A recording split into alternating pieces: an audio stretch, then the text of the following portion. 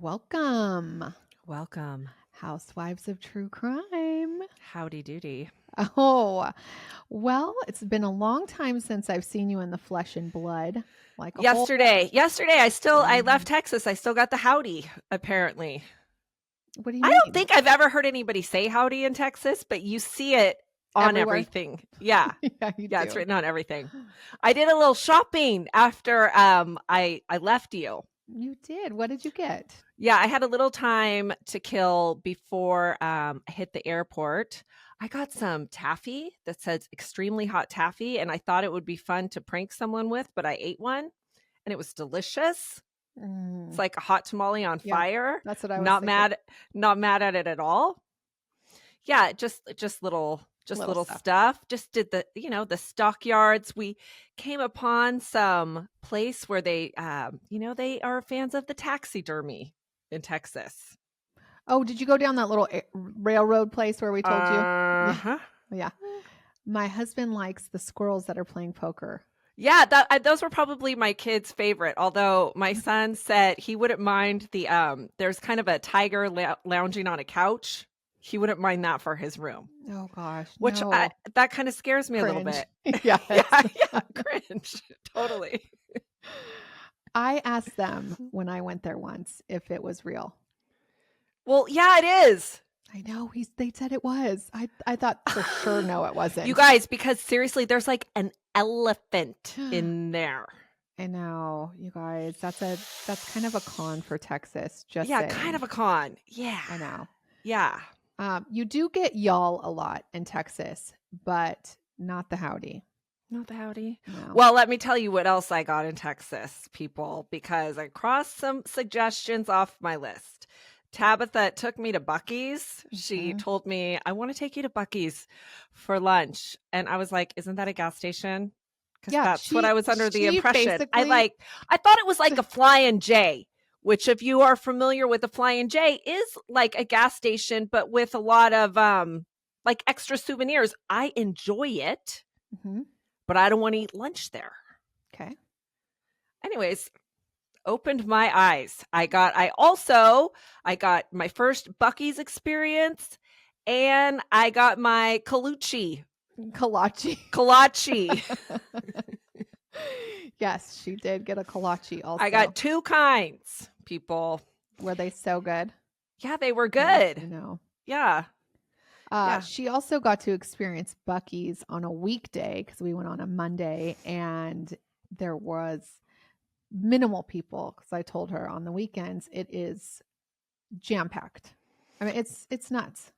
It made for a lovely plane ride home. We had lots of great plane snacks. We got the fresh jerky, the hot nuts. Delicious. I know. So if you haven't been, that is definitely I recommend to do. Yes. Yeah. Yes. You can even get yourself a Buc-ee's bathing suit if you need. I don't know that anybody needs to see me in a bathing suit, especially after I just spent I was there for the Super Bowl. I also enjoyed a lot of Super Bowl foodness. Yeah. I had my first Texas Twinkie, they call them. That was my first Texas Twinkie too. Which if you're not familiar, it's a like jalapeno stuffed cream cheese wrapped in brisket, wrapped in bacon. It's a situation. So good. Yeah. It is ridiculous, you guys. I mean, I don't know why I've lived here for 4 years and have not had a Texas Twinkie yet. So, no, everybody's going to want to come to Texas. We should do a meetup soon. Something like that. We will. We should. We will. Also, we're still in February. So if you haven't joined Patreon, now is the time. I am sending out the emails actually tomorrow on my plane flight to give everybody that has joined in the last couple weeks 5 crimes. So if you want $50 in 5 crimes, sign up for Patreon. Our year subscription is $51. And you get $50 of 5 crimes, you guys. So that's a double whammy of goodness. You get all of our skincare, make your hair grow, make your face glow, all of that at 5 crimes just for joining our Patreon, which is www.patreon.com/Housewives of True Crime. Also, don't forget, we're going to be at CrimeCon. Please use the code Housewives for that. And Please. yes, please. Please do. So they know that you're coming to see us because, we want to make sure that we're invited back. And then we're also going on a crime cruise. You probably heard of it, but if you haven't, it's in November and we'd love to see you there. That is crimewaveatsea.com/housewives. I think that's all for today of the Get Up and Move task force. And now let's get to crimes. Yes? Okay. All right, Gretchen. This case comes from a listener that wrote in on our Instagram. So if you have not followed us, that's another thing to do. Sorry, putting one more thing on there, but that's Housewives of True Crime. And we also have a Facebook group that's private, so you can like chime in. No one can see that you're doing it, which I love. That's Housewives of True Crime group. Go there. All right. So I'm going to give you, okay. So that's what I was going to say. I can't really figure out her name because she has one of those not name. Maybe it's a name. I don't know, but it's all together. So okay. I'm just going to do the shortened version, which she has on top. It's NMD. Okay. Okay. This is the listener who did it. The listener that suggested this case. Thank you, NMD. And etc. She's out of the UK, which is fun, right? It is. I know. Okay. So I'm going to give you a little lesson of, you are familiar with the Royals. So let me I kind of find it fascinating, but this case comes out of Roydon, Essex, which is in the United Kingdom, and it's located 30 miles north of London, and it dates back to medieval times. Okay. A house cost about 24,000 pounds, which is about, I don't know, $278,000 here, which seems pretty reasonable. Yeah. There is a church there that was built in 1225. I mean, that's what I love. We're going to have so much fun at CrimeCon UK. By the way, we are going to that too, you guys. And in June. Yeah. If that is also Housewives. So if you are listening from the UK, please go find us at CrimeCon. Also, I was going to say that this case, there very little about this case in the United States. I only found 2 podcasts that comes out of the UK, and it's there's no offense because I love the UK accent, but it's a little bit hard to understand some of the words. No one's offended. It is because you and I both have this issue that it's definitely our personal problem that sometimes our brains aren't quick enough to decipher. Most podcasts... The accident. The accentness. So sometimes, most of the time in the United States, when the podcasts are coming out of the United States, I put them at 1.5 speed so I can listen to them pretty quickly. Yeah. I have to go to 0.75 on the ones that are coming out of the UK because I'm like, okay, what was that word again? But anyways, okay. So I was going to tell you about Henry VIII. I am because he had some things to do in Essex, but I think I'll just leave that out. Everybody knows about Henry VIII, chopped off the heads. Yes, got married a bunch of times. 6 it's times. A thing. Yes, it's a thing. Started the Episcopalian Church, and here we are. Maybe you could do a bonus crime on that one. But we're not here to talk about Henry. We are here to talk about another case. And before I begin, this case has not been solved. So if you despise cases that are still open, then this is not the case for you. But if you would like to have your own opinion, which a lot of people do, then this is the one for you. So on March 31st, 2001, before 6:00 a.m., an all-nighter party was still going on at British TV host Michael Barrymore's Roydon estate. Partygoers asked Michael if they could get into the jacuzzi. So he was like, yeah, here's some, swim trunks. Let's go. After they were done, Michael went inside to smoke a joint. And when he went back outside, he walked past the pool and noticed something in the deep end. It was the body of a man who was dressed only in boxer shorts. Michael ran back inside to find help. Two men ran outside, jumped in the pool, pulling the man's body out. Michael then called 999, which is 911 in the US.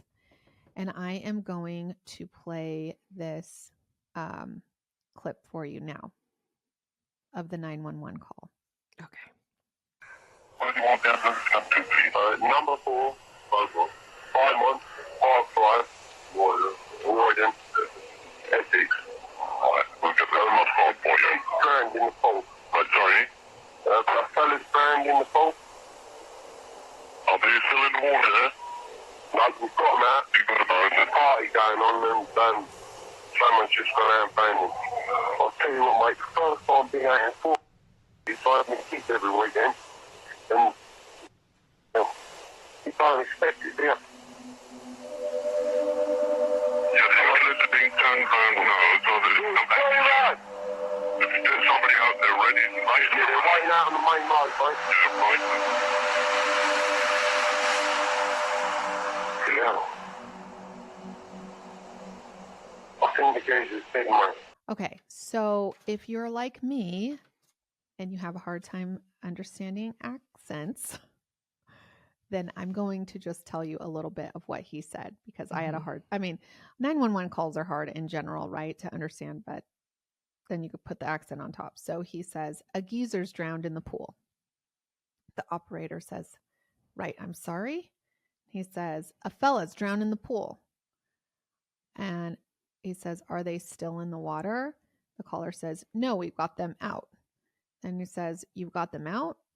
And the caller says, yes, there's a party going on and someone just gone out and found him.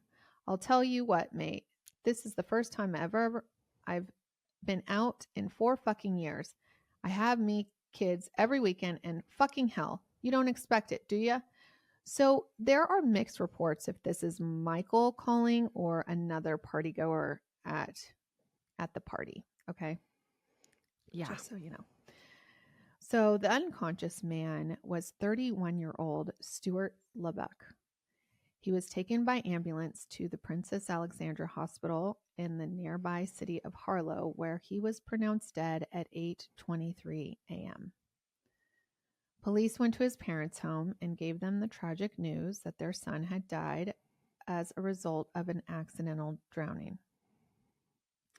As the press caught wind that the man had died at Michael Barrymore's home, which, by the way, this guy was like, when I say TV personality, he was like pretty big in the British television, like game show kind of guy. He was like the Simon Cowell.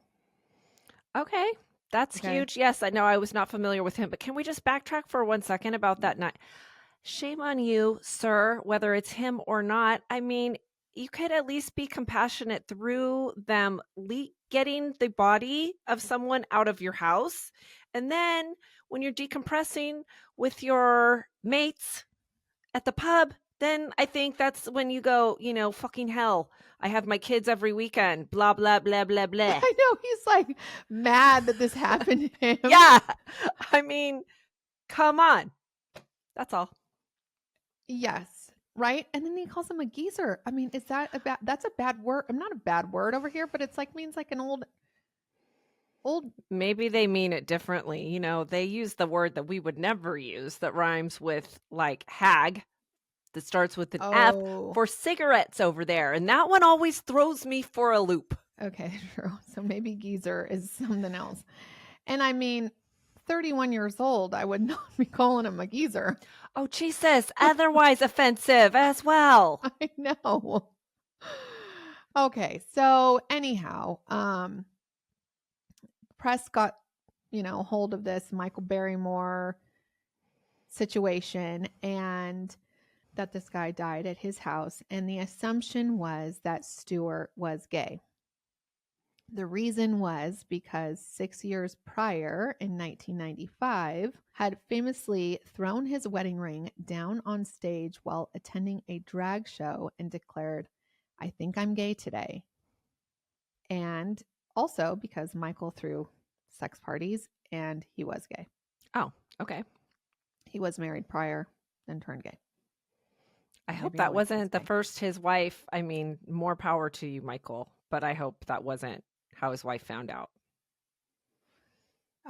I have no idea, but that would be real interesting way to find out. I don't know. Watching it on TV. Yeah. Yeah. Yeah. Okay, so an autopsy and a post-mortem, as they call it in the UK, was performed on Stuart Lubbock by Dr. Michael Heath that afternoon on March 31st. Based on water found in Stuart's lungs and in his air passageways, they did conclude that Stuart had accidentally drowned. He noted that Stuart's body had gone through some injuries that would be consistent with that being pulled out of the pool, but none that determined to be intentionally inflicted. Dr. Heath documented in his notes that Stuart had drowned and there was no third-party involvement in his death, essentially ruling it an accidental drowning. Because Dr. Heath's conclusion that he drowned, the police investigation just didn't start. The scene was not secured. There was no evidence collected. However, photographs were taken around the estate, which, mind you, I kind of don't like. I think if somebody dies at somebody's house and they don't know yet, I think it should be roped off until you have some serious conclusions on that. Yeah. Just saying. Agree. Within a few hours, several British tabloids had positioned themselves outside of Stuart's parents' house, waiting for a chance to pounce on them for a statement. One of the tabloids, News of the World, sent a reporter named Paul Mullen to the story. He put on the dark suit and walked up to Stuart's mom's door. Intent was to trick her into thinking he was a plain-clothes police officer. Like, what a dick. Mm-hmm. When she answered the door, he introduced himself and simply said he was investigating the death of her son, and then asked her if Stuart was gay, which she answered he was absolutely not. British tabloids have long been known for their gossipy coverage of like celebrities, royals. You know how that They're savage. they're Yeah. savage out there. Yeah, it's you think it's bad here, it's real bad there. As Paul stood in the doorway, talking to Paul's mother, she asked what police station he was from, and when he told her that he was a reporter from the News of the World, she slammed the door in his face, thankfully. It was enough for him to get a story, despite Stuart's mom denying that he was gay. In the headlines, it read, "Michael weeps as gay pal dies face down in his pants." What the fuck? Yeah, that's weird. He was in the pool. Yes. The News of the World started contacting other people who had attended Michael's late night rager and paid them thousands of dollars. By the way, thousands for their statements, like 30,000 pounds. Wow. The list included Michael's then boyfriend, Jonathan Kenny, who was one of the partygoers who got Stuart out of the pool and gave him CPR. The remaining people were Kelly Campbell, Claire Jones, Simon Shaw, James Feuders, Kylie Merritt, and Justin Merritt. Kylie and Justin were siblings. And the girls, a couple of the girls were underage. They were like 17. According to Paul, the truth didn't matter. He knew that these people were receiving large payments for their stories just so they could boost sales. That was the most important thing for that sleazy paper. Michael Barrymore was not hosting any television shows at the time of Stuart's drowning, but was hugely famous, like I told you, for in the UK, he was known as Mr. Saturday Night. And he had this catchphrase that was like, all white. Okay. Okay. You know who also has a catchphrase like that? Simon Cowell. No, your guy. Oh, Matthew all right, all right, all McConaughey. right. Yeah. Oh my Yeah. gosh, Mr. McConaughey. Talk Yeah. about making appearances at the Super Bowl too. I know. He can't quit. I know. One side note, this thing about the British tabloids, can we just say, it just is always like so shocking to me because I always think of the Brits as being so much more mature I know. No, but they also, than Brits. us. Yes, And it's true. and yet it's like, and I feel like they're so above it all, but yet somebody's got to be keeping these tabloids in business. It's because they keep it on the DL. They probably go to the airport Is and it a front? Is that what yeah. those ladies are talking about during tea? I'm sure it is. Come on. I'm sure it Yeah. is. And their accents just make them sound so much more civilized than Totally. than the howdy Yeah. and the y'all. Yeah. Okay. Michael was, like I said, he was on game shows through the 80s and 90s. And some of the more recognizable titles for our UK listeners was the Michael Barrymore Show, Strike It Lucky, My Kind of People, My Kind of Music, and Kids Say the Funniest Things. Michael was born Michael Parker in 1952. He was the youngest of 3 siblings who were raised by their mother, Margaret, after their father left the family. Michael never saw his dad after they split. As an adult, Michael met a dancer named Cheryl Coughlin in 1974 while working in London's West End Theatre. They married in 1976, and they were a picture of love for 20 years, Gretchen. Kudos. Cheryl became his manager and was the driving force behind Michael's success before he publicly came out and threw his ring away. After the divorce, Cheryl released a book that talked about the end of their marriage. In it, she disclosed that Michael subjected her to physical abuse and she had to be placed under police protection after he had harmed her. Oh, don't like that at all. No. Michael adamantly denied this abuse, but with what happened to Stuart and now the accusation of domestic violence, his reputation across the UK was pretty tarnished. Yeah. In October of 2001, Michael broke his silence in an interview on Tonight with Trevor McDonald, a news program now simply called Tonight. He gave his account of the events earlier that year from the night of March 30th into the early mornings of March 31st. According to Michael, partygoers asked him if they could get in the jacuzzi, which was located next to the pool. He lent them some shorts, like I told you. After everyone gone back in the house, Michael went outside, saw this guy passed out in the deep end of the pool. He said Stuart was face down in the water. Michael said he freaked out, ran back inside to get Jonathan, his boyfriend at the time, and Simon Shaw, another, partygoer. They pulled him out, tried to revive him. In an interview, Michael said that it was like watching a really bad film with a real unhappy ending.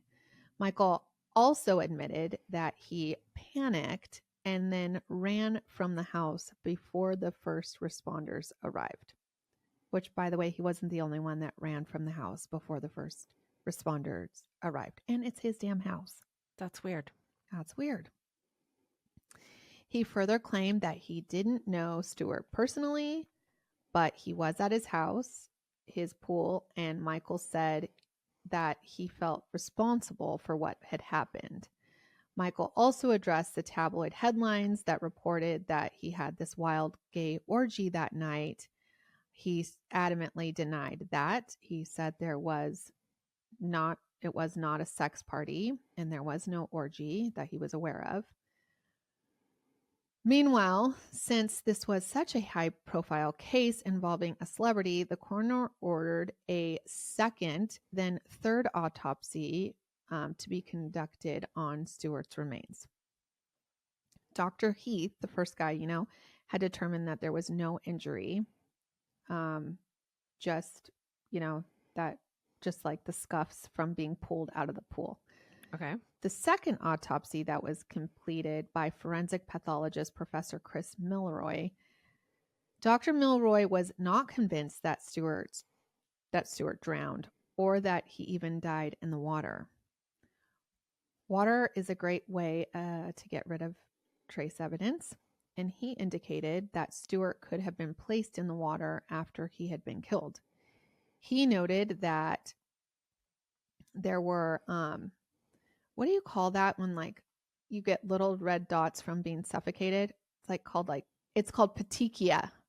It's Okay. like these little teeny tiny red dots that come when something's being compressed or manual strangulation. And so that's what this pathologist said. The pathologist also conducted a third autopsy was Dr. Calder, who was a renowned expert in drownings. He concluded that Stuart's lungs actually did not show the classic signs of drowning, such as froth or stomach contents presented. The sheet that Stuart had been wrapped in was also examined by Dr. Calder, who noted that there was extensive amount of hemorrhaging that had occurred from Stuart's anus. He noted bruises and abrasions around the anus and dilation and widening of the anus along with tearing inside the walls of his rectum. Dr. Calder described the injuries to this part of Stuart's body as horrific. Due to the outcomes of the second and third autopsies, police ordered an inquiry into the circumstances of Stuart Lubbock's death, which is a process to seek information and facts about the situation. So it seems as though Stuart was actually probably raped and then... Yeah, it sounds like he was assaulted. Yeah. It's reminding me of that Robert Wone case. Do you remember that? No. Yeah. But I should remember. It was... It's okay. It's okay. After the hundreds of cases. We've done a lot. It was a Patreon, a case we did on Patreon or whatever, but it was like, and I don't remember all the specifics exactly, but I know that there was like multiple sperms found in him, and it's like still mysterious circumstances surrounded his death. Mm-hmm. Mm-hmm. I remember they that. Can't make amends. Yeah. So no criminal charges were filed after the police investigation concluded, but in September 2002, an inquiry began. Michael hired an attorney known as a barrister in the UK named Michael Mansfield. The Lubbock family was represented by attorney Matthew Gowen, who provided his legal services pro bono since the Lubbocks did not have the financial means to pay for a high-powered attorney. The people who had attended the party were also called to testify. Witnesses stated that they saw Michael Barrymore rub cocaine onto Stuart's gums earlier in the night. However, partygoer Kylie Mattis told the court that Stuart was not a willing participant in taking cocaine. I think others at the party did participate in this kind of drug use. She said that Stuart tried to pull his head away when Michael, went in to like rub his gums with cocaine. Of course, the star witness was Michael himself, who denied any knowledge of any drug use being used at the party. And he denied rubbing any kind of cocaine on Stuart's gums. Michael also said he did not know how to swim. That's why he didn't jump in and get the guy in his pool.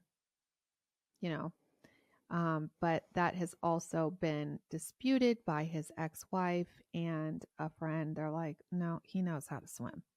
Well, I was going to say, I don't think you have any business owning a damn pool if you don't know how to swim. Right. I would have to agree. Mm-hmm. Other than one or two questions, Michael refused to answer any questions on the stand. Like any. Okay. Despite all these witnesses, there was just not enough information on who would have done this, right? because no one was really talking. Yeah. It was just a mystery. Jumping on Michael's silence, the tabloids blasted headlines pointing the fingers at this being a sign of guilt. There was also a lot written after Michael testified of his inability to swim and like I told you, like his ex-wife was like, no. Also, a dozen other names were like, came out and they were like, no, we've seen him swim. Police ordered a fourth autopsy on this poor man's body, and forensic pathologist Professor Jack Crane would be the one to perform this one. He felt that the original determination of drowning was based on flimsy evidence. His examination determined that the injuries to Stuart's anus were caused by forcible penetration, and in some pictures taken at the scene, the pool thermometer was seen lying next to the pool. That part of the thermometer that like hangs below the, you know those pool thermometers that kind of like Yes. float. Yeah. Yeah. It also had 4 fins. Like this one was a little bit different. Ours kind of floats, but this one had like 4 fins on the bottom of it that protruded out of it. Ouch. If you're going where I think you're going. Well, I am going there because that also was taken from the scene at some point. Okay. But the scene was not a crime scene. So, I mean, a lot was taken and a lot was cleaned up and a lot was done before anybody had any access to actually figure out what the hell went on at that house that night. Right. There was only 9 people there. So somebody knows something. And why is this guy in his boxer shorts also?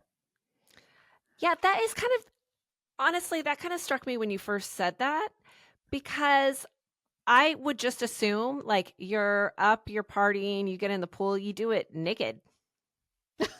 Of course you would. Well, why would you get in your boxer shorts and then they're like all wet when you get out of the pool? I mean, I don't know. It's Michael not working said for he me. loaned people shorts, so I don't know. So he ran out. I don't know. It just, I'm not with it. I don't know.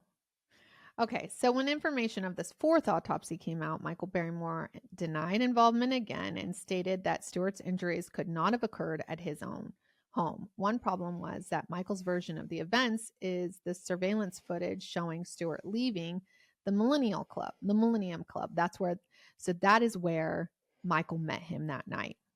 Okay. Okay. He kind of just made friends with him at the club and was like, hey, we're having an after party. And Stuart was kind of smitten with like the celebrityism of Michael and was like, yeah, sure, I'll go back to hang out at your house. Although they, conducted now 4 autopsies, they still didn't have, they kind of know what happened to him. Basically, they're thinking, like I said, he was sexually assaulted and then killed. But there still is no one that's coming forward to give any answers on who might have done it.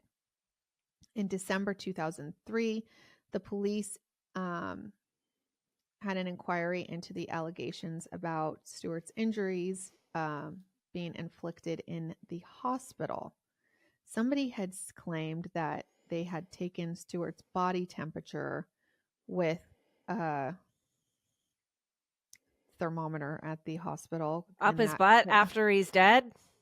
So they did use a thermometer in the anus after he was admitted, except for, those things are like, they're like baby thermometers. Like nothing. They're like teeny tiny. Nothing. Yeah. Yeah. Over the years, so basically the case went cold. So over the years, Stuart's father, Terry, headed a one-man campaign to find out the truth, what happened to his son. Terry is a man that literally spent his entire life trying to find justice for his son, which pains my heart because I think I would be exactly the same way, but I also think it ruined his life. Yeah.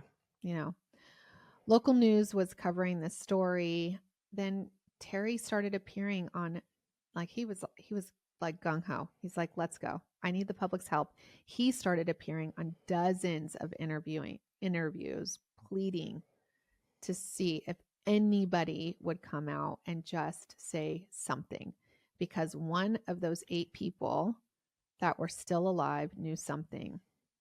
But the years had ticked by and nothing was really heard from, like, nothing was heard from Michael. Yeah, Nothing was because really, he's a damn celebrity and people are, feel some kind of way about that.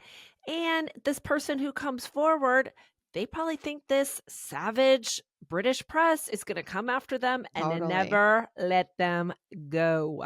I know. You're going to be like the next Octomom or like something here where it's like you can't step out of the shadow of being Totally. part of a Yeah, you're probably right. scandal. Yeah, you're probably right. So Michael was, he kind of took a hiatus. And then in 2006, he was suddenly back. And guess what show he was back on? You are the weakest link. No, that was No. somebody else. What was it? Celebrity Big Brother. Okay. Sounds about right. It does sound about right. Terry's PR team was like, we are not having this. They marched straight up to the front door of Big Brother's house and tried to get in. Oh, really? They were like, let's go. What's up, Michael? What happened to my son? During his time on Big Brother, Michael gained back some of his fans, and he even came into the second season. And actually, dude, he freaking almost won Celebrity Big Brother. When he finally finished Celebrity Big Brother, he actually decided that he would meet Terry, Stuart's dad, in person, because that's all, he just was like, let me talk to him. So they met at a hotel, and basically he wouldn't answer any questions. He just said, I don't know what happened. He didn't provide him with any answers, and Terry left just as mad as he came in. Michael went on a PR campaign, spending as much time on talk shows as he could, trying to get relevant again. However, the Essex police had other plans for him because they decided to open another investigation into Stuart's death, and to see if Michael actually had any involvement. In June of 2007, Terry was informed that the Essex police had made 3 arrests under the suspicion of sexual assault, rape, and murder of his son. Michael Barrymore, Don Carey, and Justin Merritt were the 3 subjects that were arrested. But after 12 hours of questioning, they were then released due to lack of evidence. Terry was reeling because he thinks that the Essex police dropped the ball on the investigation, and they did. Yeah. Detective Chief Inspector, or DCI as they call it, Stephen Jennings, admitted in an interview that mistakes were made. He stated that the initial responding officers were told by witnesses at the scene that Stuart had accidentally drowned, and they just believed them. Because celebrity. I know. But Just... wouldn't you be like, oh, that's so weird. The owner of the house is not here. Where'd he go? Yeah. And I would also think they would ask him to take, if there was questionable things, especially, it's like, listen, buddy, you might have been high. I don't know. You didn't have a reasonable reaction since you fled. Maybe you ought to take a polygraph to clear these things up so that you can go on with the rest of your life without this cloud hanging over your head. Yeah. Doesn't sound like that happened. It doesn't sound like that happened. Michael Barrymore actually sued the Essex police in 2017 for more than £2 million for damages and lost wages stemming from his 2007 arrest. And he did get a nominal compensation, by the way. Dropped the suit in 2019. Terry Lubbock told the BBC, "That's brilliant news. I'm raising my arms. I'm still determined to get justice for Stuart. He was only 31 years old when he died, and I am determined to hang on to the end for him. At this point, Terry's health was really declining. He had cancer. In 2019, Michael was booked on British show Dancing on Ice, but had to drop out shortly after breaking his wrist, so he didn't get on that one. In 2020, a documentary came out called Barrymore, The Body in the Pool. And it did feature Stuart's dad, Terry, and his brother, Kevin, and his ex-wife. And it's a documentary on like trying to get answers. The documentary points the finger directly at Michael Barrymore. It further points fingers at the other 8 partygoers: Kelly Campbell, Claire Jones, Simon Shaw, James Feuders, Kylie, and Justin Merritt, and Michael's then boyfriend, Jonathan, as being co-conspirators in covering up a murder. Stuart's ex-wife, brother, and dad all stated in the Body of Water documentary that Stuart was absolutely not gay. He actually had a reputation of being a bit of a womanizer. 6 months prior to his death, Stuart had split from the woman he had been in a domestic partnership for years, who he had 2 daughters with, who were 1 and 4 when they split up. He had moved in with his dad and Kevin after this breakup, and he and Kevin started hitting the clubs every weekend, where Stuart would kind of like have another, he was a womanizer a little bit. Okay. So he had another woman every weekend. So they said. Okay.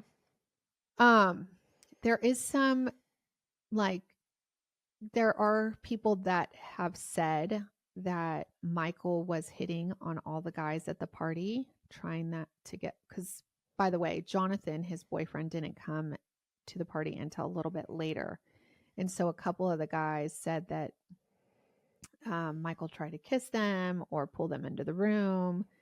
And even the taxi cab driver, or his driver that was driving him that night, said that Michael was a little bit aggressive on like he needed to have sex that night. These are all just kind of hearsay accusations. Yeah. So, but they are in court documents. Yeah. I mean, I think with some of that stuff, you take it with a grain of salt, but if there's multiple, it gives it a little more, credence, right? Mm-hmm. Yeah. Yeah. Like I said, the taxi driver, that guy, he said that Michael was plastered that night. Oh, these are the exact words he said in the documentary. He said, "I could use a good fuck." Okay.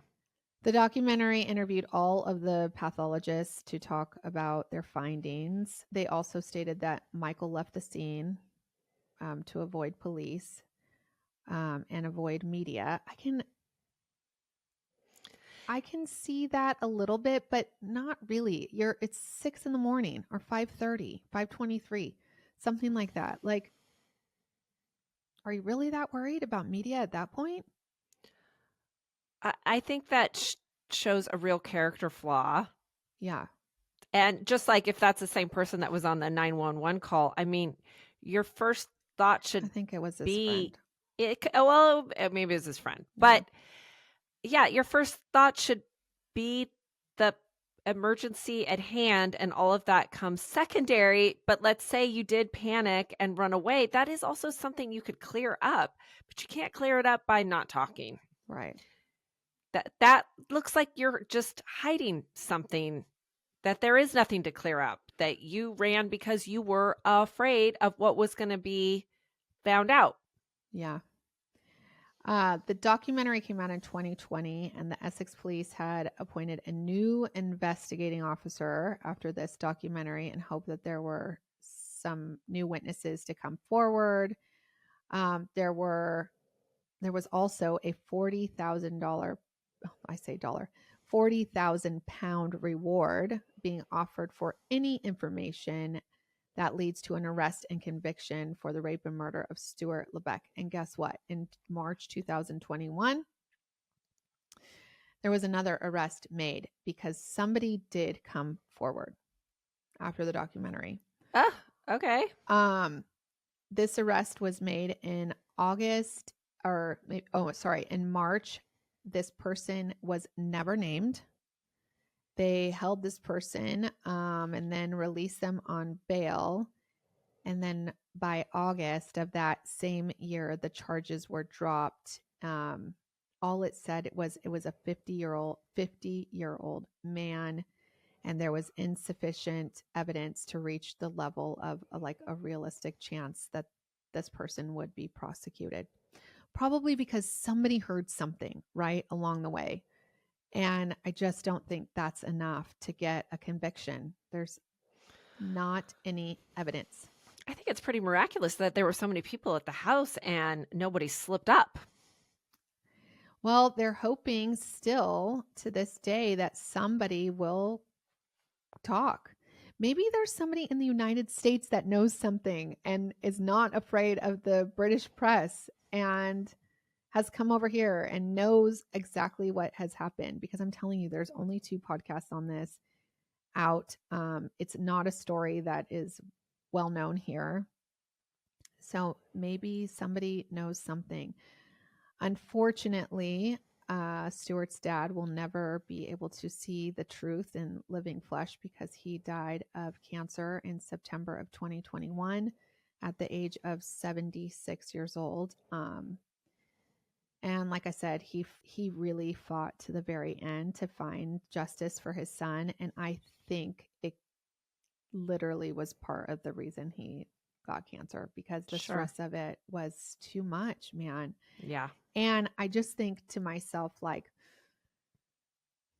when tragic things happen to people, it's got to be so hard to live on through life. But there's a part of me where it's like, at some point, you kind of have to live. And I felt bad this guy didn't actually live after Stuart died. Michael Barrymore moved to Spain in 2024, where he found himself back on the big screen, but not on television screen, on the TikTok screen. Okay. He has 3.5 million followers, Gretchy. Mm. Stuart Lubbock was born October 1st, 1969. He was a loving son, brother, and father. It's important to remember those facts about him more than the last couple hours of his life, which is sad, right? Because that's pretty much like, it's kind of been like, if you're gay or not gay, which it doesn't fucking matter. Yeah, it doesn't define like anything. It doesn't matter, because obviously whether he wanted to go and party and have even gay sex, fine.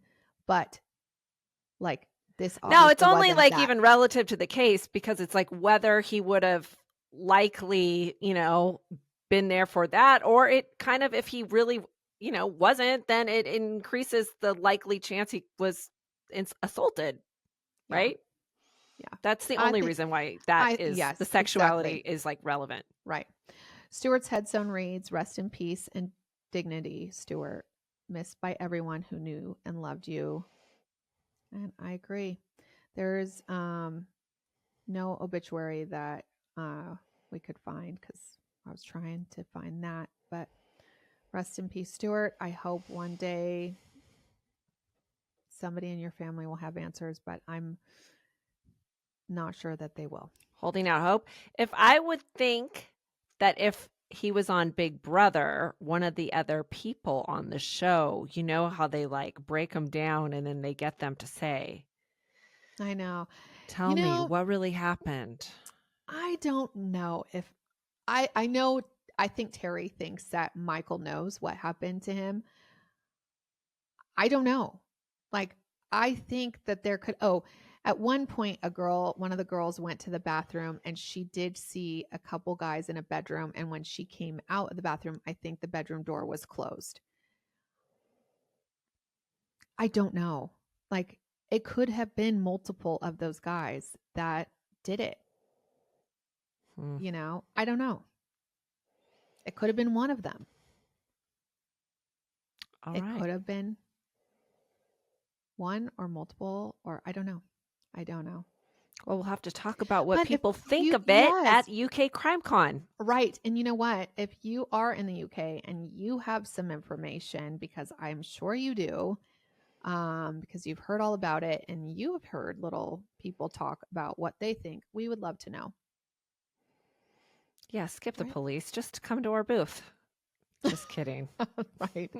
I'm not saying like actually you have evidence. If you have evidence, please go to the police.